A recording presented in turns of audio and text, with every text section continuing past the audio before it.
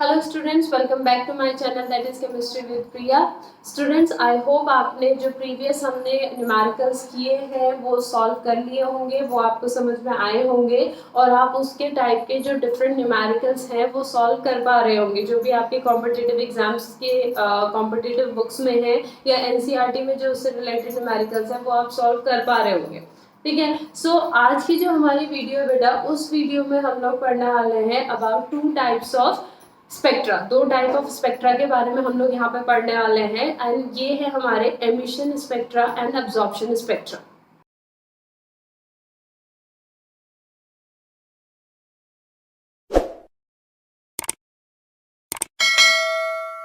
अब अगर आपको बेटा याद है तो हमने पुरानी वीडियोस में, प्रीवियस वीडियोस में हमने क्या पढ़ा था अबाउट द इलेक्ट्रोमैग्नेटिक स्पेक्ट्रम।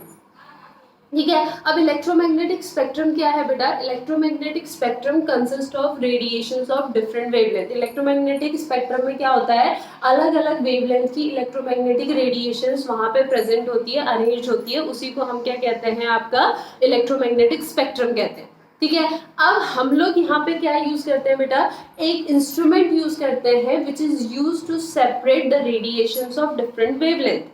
जो अलग अलग हमारी इलेक्ट्रोमैग्नेटिक रेडिएशंस होती हैं डिफरेंट वेवलेंथ की, उनको सेपरेट करके दिखाने का जो काम है, उनको सेपरेट करने का जो काम है, वो कौन करता है? हमारा स्पेक्ट्रोस्कोप। ठीक है, तो यहाँ पे हमारा क्या है, स्पेक्ट्रोस्कोप है बेटा। स्पेक्ट्रोस्कोप क्या है? स्पेक्ट्रोस्कोप इज एन इंस्ट्रूमेंट, ये एक इंस्ट्रूमेंट है which is use to separate the radiations of different wavelength and different frequencies. जो हमारी इलेक्ट्रोमैग्नेटिक रेडिएशंस अलग अलग वेवलेंथ एंड अलग अलग फ्रीक्वेंसीज की होती हैं, उनको सेपरेट करने का काम जो है वो कौन करता है? हमारा spectroscope. Now this spectroscope consist of prism. इसमें क्या प्रेजेंट होता है? एक तो आपका क्या प्रेजेंट होता है, प्रिज्म प्रेजेंट होता है। प्रिज्म किस लिए प्रेजेंट होता है? For the dispersion of the radiation. ठीक है, रेडिएशन जो भी वहां पे होगी उस रेडिएशन के डिस्पर्सन के लिए क्या प्रेजेंट होता है? हमारा प्रिज्म प्रेजेंट होता है। 10th में हमने पढ़ा था स्प्लिटिंग ऑफ व्हाइट लाइट। ठीक है, तो सेम वही है, जो भी रेडिएशन आपकी किस में आएगी, प्रिज्म में आएगी, उसका डिस्पर्सन होगा। So for the dispersion of the radiation there is prism. तो स्पेक्ट्रोस्कोप में पहली चीज तो क्या प्रेजेंट होती है? प्रिज्म प्रेजेंट होता है, जिससे जो भी रेडिएशन उस स्पेक्ट्रोस्कोप पे आएगी वो क्या होगी? डिस्पर्स हो जाएगी, स्प्लिट हो जाएगी। ठीक है, देन सेकंड यहाँ पे आपका क्या प्रेजेंट होता है? सेकंड प्रेजेंट होता है बेटा टेलीस्कोप। ठीक है, सेकंड हमारा क्या प्रेजेंट होता है? टेलीस्कोप प्रेजेंट होता है। ये टेलीस्कोप क्या करता है? ये टेलीस्कोप हमारा जो रेडिएशन आपकी क्या हुई, प्रिज्म से डिस्पर्स हुई, उस रेडिएशन को, वो जो एमिटेड रेडिएशन है, इमर्जेंट रेडिएशन जो है, इमर्जेंट रेडिएशन को शो करने का काम कौन करता है? टेलीस्कोप। ठीक है, यानी आपका क्या होगा, जो भी रेडिएशन है, रेडिएशन आके स्पेक्ट्रोस्कोप पे आएगी, प्रिज्म से टकराएगी, प्रिज्म से टकरा के क्या होगी? स्प्लिट होगी, डिस्पर्स होगी। ठीक है, और उसके बाद जो इमर्जेंट रेडिएशन होगी, इमर्जेंट रेडिएशन टेलीस्कोप के थ्रू हमको क्या होगी? विजिबल होगी। ठीक है, and this is instrument is known as telescope, sorry spectroscope. ठीक है, अब यहाँ पे अगर इस टेलीस्कोप की जगह पे, ठीक है, इस टेलीस्कोप की जगह पे अगर मैं क्या रख दूं? Photographic film. फोटोग्राफिक फिल्म, अगर टेलीस्कोप की जगह पे क्या रख दूं? फोटोग्राफिक फिल्म रख दूं, तो उससे क्या होगा बेटा? लाइट आएगी, प्रिज्म से टकराएगी, प्रिज्म से टकरा के डिस्पर्स होगी, और जो इमर्जेंट रेडिएशन है वो फोटोग्राफिक फिल्म में जाके क्या हो जाएंगी? पेस्ट हो जाएंगी, यानी वो फोटो हमें दिखाई देगी।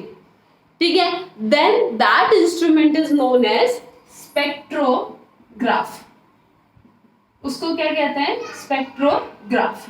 तो स्पेक्ट्रोस्कोप और स्पेक्ट्रोग्राफ दोनों में क्या डिफरेंस है कि पहला जो इसमें पार्ट होगा वो तो प्रिज्म होगा दोनों में। ठीक है, for the dispersion of the radiation, dispersion of the light. ठीक है, लेकिन स्पेक्ट्रोस्कोप में दूसरा पार्ट होगा टेलीस्कोप, जिससे हम आपका इमर्जेंट रेडिएशन को देखेंगे, ऑब्जर्व करेंगे। लेकिन स्पेक्ट्रोग्राफ में क्या होगी? फोटोग्राफिक फिल्म होगी, जिसमें हमें क्या होगी? इमर्जेंट रेडिएशन दिखाई दे। ठीक है, और वहां पे जो हमें फोटोग्राफिक फिल्म मिलेगी, ठीक है, उसको हम क्या कहेंगे? उसको कहेंगे स्पेक्ट्रोग्राफ। ठीक है, इंस्ट्रूमेंट को कहेंगे स्पेक्ट्रोग्राफ, और जो फोटोग्राफिक फिल्म हमें मिलेगी उस फोटोग्राफिक फिल्म को क्या कहेंगे, स्पेक्ट्रोग्राम। वो फोटोग्राफिक फिल्म हमारा क्या होगा, spectrogram. And the branch of the science which deals with the study of spectra, ये सब चीजों के बारे में, ये सब स्टडी जिस ब्रांच से रिलेटेड होगी, that branch of chemistry is known as spectroscopy. उस ब्रांच को हम क्या कहेंगे, spectroscopy. So spectroscopy is the branch of the chemistry which deals with the study of spectra. जो स्पेक्ट्रा की स्टडी से रिलेटेड हमारी ब्रांच होगी केमिस्ट्री की, वो ब्रांच हमारी क्या कहलाएगी बेटा, स्पेक्ट्रोस्कोप। क्लियर, इतना क्लियर हुआ, ठीक है। नाउ 11th में आप लोगों ने जो 2 स्पेक्ट्रा पढ़ने हैं, जिनके बारे में आपने थोड़ा सा डिटेल में पढ़ना है 11th में, वो 2 स्पेक्ट्रा है हमारे आपके emission spectra and absorption spectra. जो 2 स्पेक्ट्रा आप लोगों ने पढ़ने हैं वो कौन कौन से हैं, emission spectra and absorption spectra, ठीक है। So first we'll talk about this emission spectra. अब इस emission spectra की अगर हम बात करें तो इसमें पहला पॉइंट जो है बेटा, वो मैं पहले लिखती हूँ फिर आपको समझाऊंगी। When the radiation emitted from any source, example from the sun or heating some substance at high temperature। देखो बेटा, when the radiation emitted from any source, कोई एक सोर्स है, जैसे हमारा सन हो गया, या फिर हम क्या कर रहे हैं, किसी सब्सटेंस को क्या कर रहे हैं, हीट कर रहे हैं बहुत ज़्यादा टेम्परेचर पे। हमने ब्लैक बॉडी रेडिएशन पढ़ा था। ब्लैक बॉडी रेडिएशन में हमने क्या कहा था कि आयरन को हम क्या करते हैं, जब बहुत ज़्यादा हीट करते हैं, क्योंकि उसका मेल्टिंग पॉइंट बहुत हाई होता है, तो आयरन को जब हम हीट करते हैं तो रेडिएशंस क्या होती है, चेंज होती है, ठीक है। तो यहाँ पे क्या है आपका, जब भी रेडिएशन किसी सोर्स से एमिट हो रही है, ठीक है, किसी सोर्स से आपका क्या हो रहा है, आपका कोई सोर्स है, जैसे मैंने आयरन लिया, आयरन पे क्या किया, रेडिएशन पुट की, रेडिएशन पुट करने के बाद उस आयरन से जो रेडिएशन एमिट हुई, ठीक है। So when the radiation emitted from any source, that is from sun or heating some substance at high temperature or anything, ठीक है, इसको हम क्या करते हैं, आपका स्पेक्ट्रोस्कोप में स्टडी करते हैं, ठीक है। तो जो स्पेक्ट्रा बन के आता है, उस स्पेक्ट्रा को क्या कहते हैं बेटा, एमिशन स्पेक्ट्रा, ठीक है। तो एमिशन स्पेक्ट्रा नाम ही बता रहा है, यानी इसमें हमें कौन सी रे ऑब्जर्व हो रही है, जो स्टडी कर रहे हैं हम कौन सी रे की ऑब्जर्व कर रहे हैं, जो एमिट होके हमारे पास आ रही है, ठीक है। यानी आपका क्या हुई, जो भी आपका सोर्स है लाइट का, उससे जो रेडिएशन एमिट हो रही है, उस रेडिएशन की स्टडी करने पे जो स्पेक्ट्रा हमें मिलेगा, उस स्पेक्ट्रा को हम क्या कहेंगे, एमिशन स्पेक्ट्रा। आपका आयरन पार्टिकल है, मैं आयरन पार्टिकल को क्या कर रही हूँ, हीट कर रही हूँ, तो जो रेडिएशन इससे एमिट हो रही है, उन रेडिएशन की स्टडी करूंगी मैं, तो जो स्पेक्ट्रा मेरे पास आएगा, उस स्पेक्ट्रा को क्या कहते हैं बेटा, एमिशन स्पेक्ट्रा कहते हैं। क्लियर, इतना क्लियर हुआ। Now depending upon the source of the radiation, जो सोर्स है, जिस सोर्स से आपकी रेडिएशन एमिट होके आ रही है, जिस रेडिएशंस को हम क्या कर रहे हैं, स्टडी कर रहे हैं, so depending upon the types of the source of radiation, this emission spectra is of 2 type, ठीक है। सोर्स ऑफ रेडिएशन क्या है, उस बेसिस पे ये जो एमिशन स्पेक्ट्रा हमारा 2 टाइप का है। वो कौन कौन सा है बेटा हमारा, one is the continuous spectra and second one is the line spectra. है ये दोनों क्या, एमिशन स्पेक्ट्रा ही है, यानी दोनों में हम लोग क्या स्टडी करेंगे, जो रेडिएशन एमिट होके आ रही है, उन रेडिएशन की ही स्टडी करेंगे, ठीक है। लेकिन दोनों में जो सोर्स होगा वो क्या होगा, आपका अलग अलग होगा, ठीक है। One is the continuous spectra and another one is the light spectra.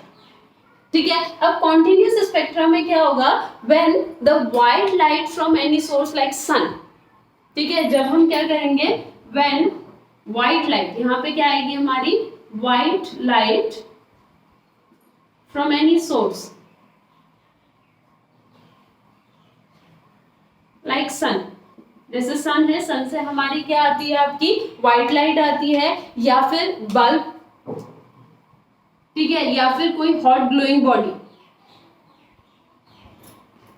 ठीक है। तो आपका जब हम चाहे सन ले लें, चाहे बल्ब ले लें, चाहे हॉट ग्लोइंग बॉडी ले लें, उनसे जब आपकी क्या रिलीज होगी, व्हाइट लाइट रिलीज होगी, यानी व्हाइट लाइट जो एमिट होगी, ठीक है। मान लो आपका क्या है, ये कोई आपका क्या है, बल्ब है, ठीक है, इस बल्ब से जो व्हाइट लाइट हमारी एमिट हो रही है, ठीक है, व्हाइट लाइट एमिट हो रही है, उसको जब हम किससे पास करेंगे, प्रिज्म से पास करेंगे, तो प्रिज्म से पास करने में क्या होगा, व्हाइट लाइट है, ठीक है, व्हाइट लाइट आई, जैसे ही वो प्रिज्म से पास हुई तो हमने क्या पढ़ा था कि वो क्या हो जाएगी, 7 डिफरेंट कलर में क्या हो जाएगी, स्प्लिट अप हो जाएगी, ठीक है। और यहाँ पे जो हमें फोटोग्राफिक फिल्म दिखेगी, उन फोटोग्राफिक फिल्म में हमें क्या दिखेंगी, 7 डिफरेंट आपके क्या दिखेंगे, कलर्स दिखेंगे, लेकिन उन कलर्स में बीच में कहीं पे भी कोई भी गैप प्रेजेंट नहीं होगा, यानी एक कलर जैसे ही खत्म होगा दूसरा कलर तुरंत क्या हो जाएगा, स्टार्ट हो जाएगा, means there is a continuity,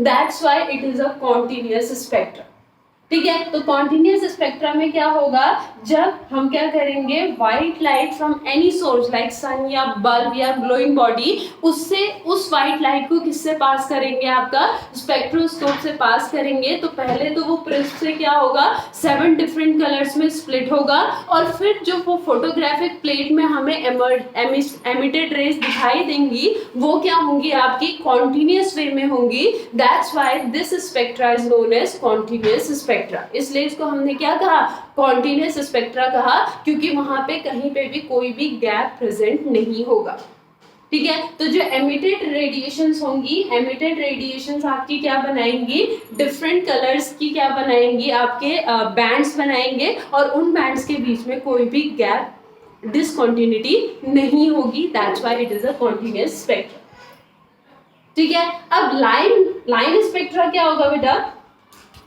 when light from volatile salt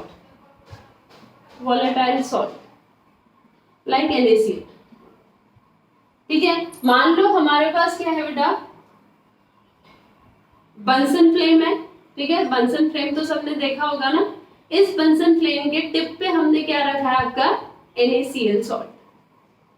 अब ये जो NaCl सॉल्ट है बेटा, ये NaCl सॉल्ट हमारा क्या है, वॉलेटाइल सॉल्ट है। वॉलेटाइल सॉल्ट क्या होते हैं, जिनकी वेपर्स में कन्वर्ट होने की टेंडेंसी होती है, ठीक है। सो हमने क्या किया, आपका ये हमारा बंसन फ्लेम है, बंसन फ्लेम के टिप पे हमने क्या किया, आपका NaCl रखा, उस NaCl को हमने क्या किया, वेपर फॉर्म में कन्वर्ट किया, यानी वॉलेटाइल फॉर्म में कन्वर्ट किया, तो हमने उसे हीट दी, हीट करने से क्या हुआ, जो NaCl था वो किस में कन्वर्ट हो गया, वेपराइज्ड फॉर्म में कन्वर्ट हो गया, रेडिएशंस की फॉर्म में कन्वर्ट हो गया, फिर जो वो रेडिएशन उस सॉल्ट से निकली, ठीक है, जैसे आप क्या करते हो, वाटर आप हीट करते हो ना, चलो NaCl तो नहीं, लेकिन वाटर आप सबने हीट किया होगा, तो उससे वेपर्स निकलते हैं ना, तो सेम जब हम क्या करेंगे, NaCl को हीट करेंगे, तो क्योंकि वो एक वॉलेटाइल सॉल्ट है, तो वो वेपर की फॉर्म में कन्वर्ट होगा। अब जो वेपर वहां पे है, जैसे हम वाटर को हीट करते हैं तो वाटर वेपर्स बनते हैं, तो सॉल्ट को हीट करेंगे तो वहां पे किसके वेपर्स आएंगे, सॉल्ट के वेपर्स आएंगे।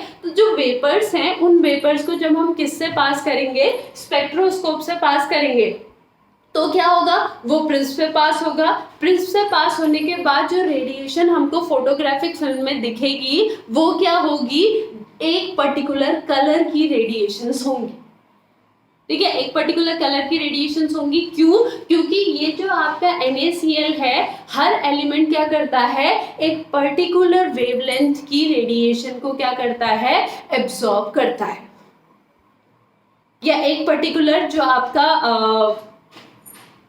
रेडिएशन है, एक पर्टिकुलर वेवलेंथ की रेडिएशन है, उसको क्या करता है, एमिट करता है, तो वही कलर हमको कहाँ होगा, वहां पे विजिबल होगा, ठीक है। जैसे अगर मैंने यहाँ पे सोडियम सॉल्ट लिया, तो मुझे फोटोग्राफिक फिल्म में येलो कलर की लाइंस दिखेंगी, और कोई कलर नहीं दिखेगा, ठीक है। जैसे मैंने यहाँ पे हमने कॉन्टिन्यूस स्पेक्ट्रा में क्या कहा था, हमें 7 अलग अलग कलर्स दिखेंगे वायलेट से लेके रेड तक, ठीक है। लेकिन इसमें क्या दिखेगा मुझे, अगर मैंने सोडियम का सॉल्ट लिया है तो मुझे सिर्फ कौन सी लाइन दिखेगी, येलो लाइन दिखेगी, येलो कलर दिखेगा और कोई कलर नहीं दिखेगा। क्यों? क्योंकि जो आपका ये सोडियम का सॉल्ट था, इस सोडियम के सॉल्ट ने क्या किया, जब मैंने इसको हीट दी तो इसने क्या किया, येलो कलर का जो रेडिएशन था, ठीक है, जो लाइट आपकी किस कलर की थी, येलो कलर की थी, उतने वेवलेंथ की थी, उसी को उसने क्या किया, वेपराइज्ड फॉर्म में एमिट किया।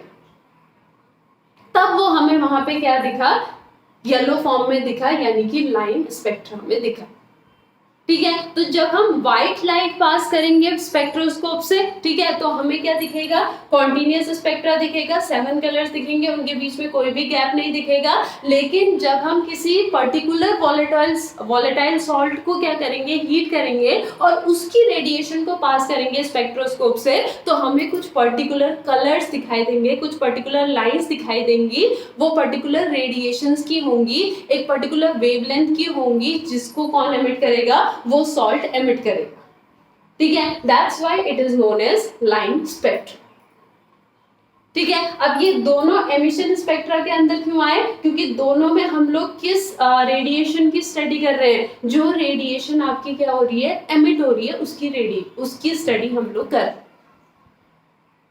इतना क्लियर हुआ, एमिशन स्पेक्ट्रा क्लियर हुआ बेटा, ठीक है। Now absorption spectra, absorption spectra में क्या होगा, when white light from any source, ठीक है, व्हाइट लाइट आपका जैसे हमने यहाँ पे देखा था, आपका सन हो गया या बल्ब हो गया या हॉट ग्लोइंग बॉडी हो गई, किसी भी बॉडी से जो बॉडी क्या कर सकती है, आपका व्हाइट लाइट एमिट कर सकती है। So when white light from any source is first pass through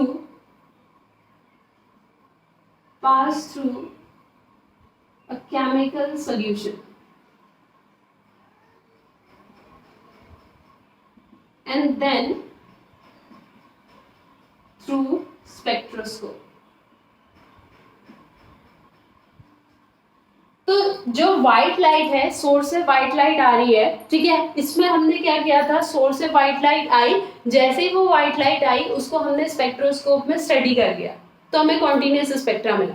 इसमें हम क्या कर रहे हैं, यहाँ पे हमारा सोर्स है जिससे व्हाइट लाइट आ रही है, यहाँ पे हमारा स्पेक्ट्रा है जिसमें हमने क्या करना है, उस व्हाइट लाइट की क्या करनी है, स्टडी करनी है। लेकिन इनके बीच में हम क्या रख दे रहे हैं, एक केमिकल सब्सटेंस का सॉल्यूशन रखते हैं।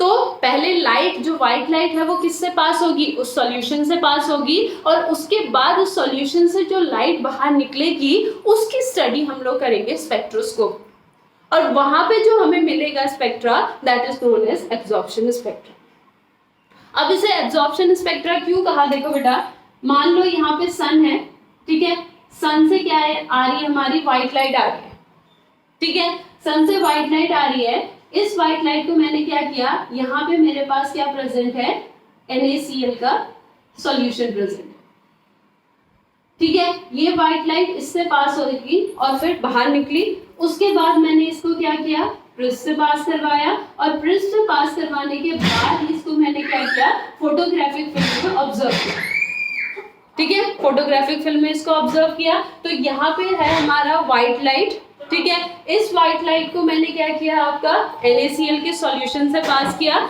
NaCl के सॉल्यूशन से पास करने के बाद प्रिज्म से पास करवाया, और प्रिज्म से पास करवाने के बाद मैंने कहाँ ऑब्जर्व किया, इसको फोटोग्राफिक फिल्म में ऑब्जर्व किया। तो यहाँ पे क्या हुआ बेटा, आपका यहाँ पे कॉन्टिन्यूस स्पेक्ट्रा में क्या हो रहा था, आपका 7 डिफरेंट कलर्स बन रहे थे जो इलेक्ट्रोमैग्नेटिक रेडिएशंस में होते हैं, ठीक है।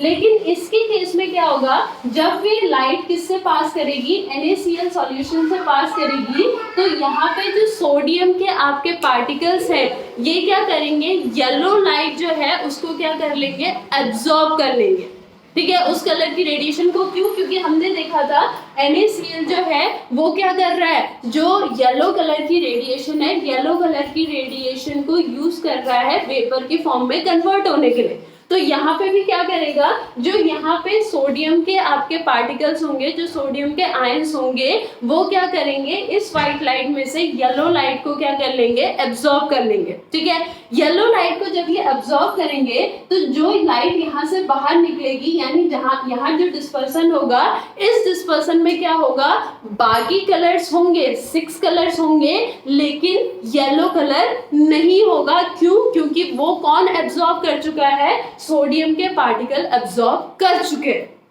ठीक है, तो यहाँ पे जो हमें फोटोग्राफिक फिल्म मिलेगी, इसमें क्या होगा, जो येलो रीजन होगा, येलो रीजन पे क्या मिलेगा, डार्क लाइन मिलेगी, यानी वो प्लेस ब्लैंक होगा। बाकी कलर्स होंगे, ठीक है, लेकिन वो ब्लैंक होगा। क्यों? क्योंकि वो कहाँ आपका एब्जॉर्ब हो चुका है, NaCl के थ्रू क्या हो चुका है, एब्जॉर्ब हो चुका है। That's why it is known as absorption spectrum. तो जो स्पेक्ट्रा हमारा बना, वो स्पेक्ट्रा किस बेसिस पे बना, हमने रेडिएशन ली, रेडिएशन को किसी सोर्स से पास कराया, उस सोर्स से पास कराने के बाद जब हमने उस रेडिएशन को ऑब्जर्व किया, तो हमने ये देखा कि एक पर्टिकुलर वेवलेंथ की जो लाइट है वहां पे वो क्या है, मिसिंग है, क्योंकि वो सब्सटेंस उस लाइट को क्या कर चुका है, एब्जॉर्ब कर चुका है। ठीक है, और यहाँ पे जो लाइट मिसिंग होगी ना बेटा, एमिशन स्पेक्ट्रा के लाइन स्पेक्ट्रा में वही लाइट हमें क्या होगी, विजिबल होगी। यहाँ पे येलो कलर मिसिंग था, यहाँ पे येलो लाइट हमें मिली। अगर यहीं पे मैं पोटेशियम सॉल्ट लूंगी तो यहाँ वॉयलेट कलर मिसिंग होगा, और यहाँ मुझे कौन सी लाइट मिलेगी, वॉयलेट कलर की ही लाइट मिलेगी। क्लियर? इसका मतलब क्या है कि हर एटम जो है वो वेपर में कन्वर्ट होने के लिए एक पर्टिकुलर वेवलेंथ की लाइट को ही क्या करता है, रेडिएशन को यूज करता है। इतना क्लियर हुआ? क्लियर हुआ? So emission spectra and absorption spectra clear हुआ बेटा? ठीक है, कोई डाउट है इसमें? ठीक है, अगर कोई डाउट है बेटा तो पूछेगा, अदरवाइज इसको नोट डाउन कीजिए। Then we will talk about the emission spectra of hydrogen. Now emission spectra of hydrogen. ठीक है, तो इसके लिए क्या करेंगे बेटा, हम लोग एक डिस्चार्ज ट्यूब लेंगे। Discharge tube study of cathode rays and study of anode rays में आपको पता है डिस्चार्ज ट्यूब क्या होती है। तो हम एक डिस्चार्ज ट्यूब लेंगे, डिस्चार्ज ट्यूब में हम हाइड्रोजन गैस लेंगे एट लो प्रेशर, और उससे क्या पास करेंगे, इलेक्ट्रिसिटी पास करेंगे। ठीक है, तो जो रेडिएशन वहां पे एमिट होकर हमें मिलेगी, उस रेडिएशन को जब हम स्पेक्ट्रोस्कोपी से पास करवाएंगे तो जो स्पेक्ट्रा हमें मिलेगा that is known as emission spectra of hydrogen. ठीक है, लाइट आपकी आई, हाइड्रोजन से पास हुई, जो एमिट हुई, जो लाइट हुई उसका हमने स्टडी की, तो जो स्पेक्ट्रा बना वो क्या बना हमारा, एमिशन स्पेक्ट्रम ऑफ हाइड्रोजन। ठीक है, तो इसमें हमें क्या मिला बेटा, नंबर ऑफ लाइंस मिली।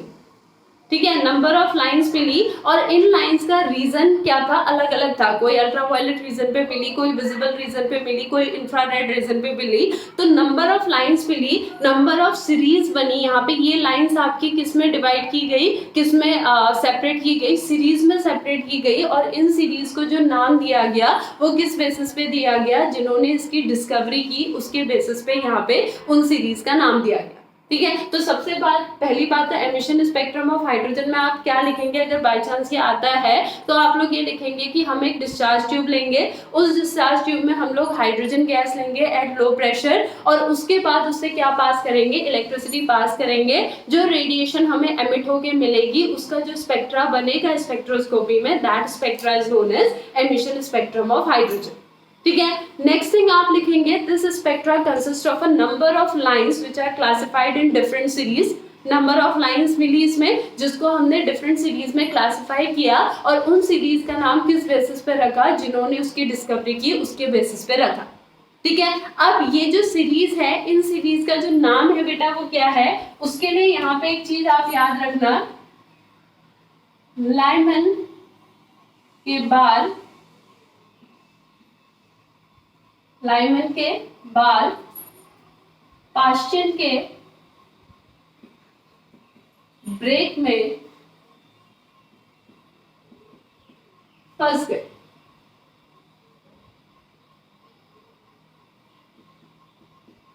ये याद रखना। ठीक है, तो अब सीरीज कौन कौन सी है, फर्स्ट सीरीज होगी बेटा हमारी लाइमन सीरीज, लाइमन।